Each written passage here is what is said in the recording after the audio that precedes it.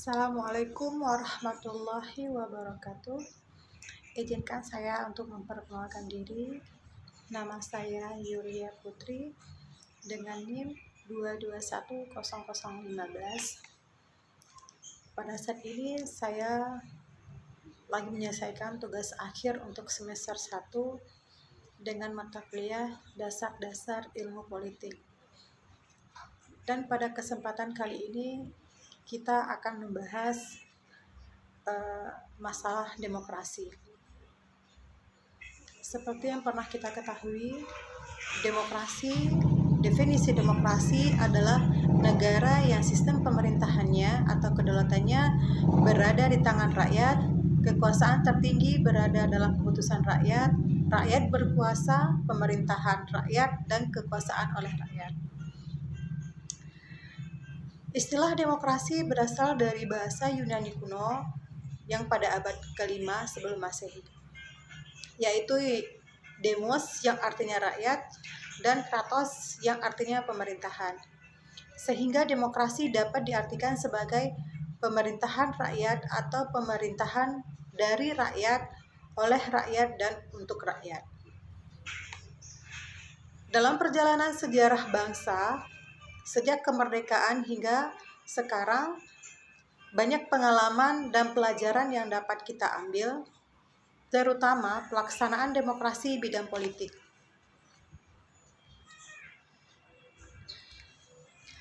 Ada 4 macam demokrasi yang pernah diterapkan di dalam kehidupan ketatanegaraan kita, yaitu demokrasi liberal, demokrasi terpimpin, demokrasi Pancasila, dan demokrasi langsung pada era reformasi.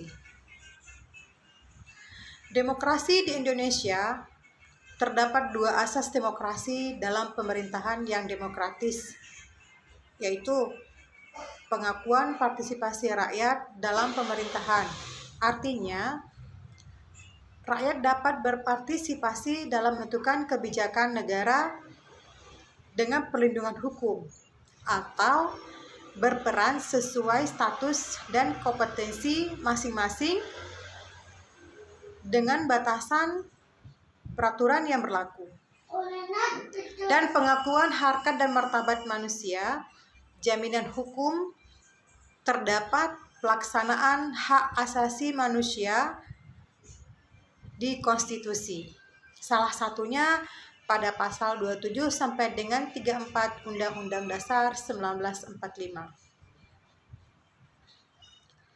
Sedangkan untuk ciri-ciri pokok pemerintahan demokratis terdapat 3. Yang pertama, pemerintahan berdasarkan kehendak dan kepentingan umum diidentifikasi dengan ciri tersebut. Konstitusi prinsip kekuasaan, kehendak, dan kepentingan rakyat diatur dalam konstitusi. Perwakilan kekuasaan tertinggi yaitu rakyat, meskipun kedaulatan diwakilkan anggota DPR. Pemilu suatu indikator yang dijadikan parameter terhadap demokratis atau tidak demokratisnya suatu negara. Partai politik, karena partai politik terdapat fungsi-fungsi atau kunci bagi perkembangan demokrasi di suatu negara. Untuk poin yang nomor 2, adanya pemisahan atau pembagian kekuasaan. Tujuan pemisahan kekuasaan negara ini agar tidak ada satu lembaga yang memiliki kekuasaan lebih dibandingkan badan kekuasaan lain yang menimbulkan tindakan yang sewenangnya. Konsep pembagian kekuasaan oleh Indonesia karena antar lembaga negara memerlukan kerjasama. Poin yang ketiga, adanya pertanggungjawaban oleh pelaksana pemerintahan eksekutif sebagai akuntabilitas publik pemerintahan dengan mempertanggungjawabkan setiap kebijakan yang diambil. Sekian dan dapat saya bahas masalah demokrasi. Assalamualaikum warahmatullahi wabarakatuh.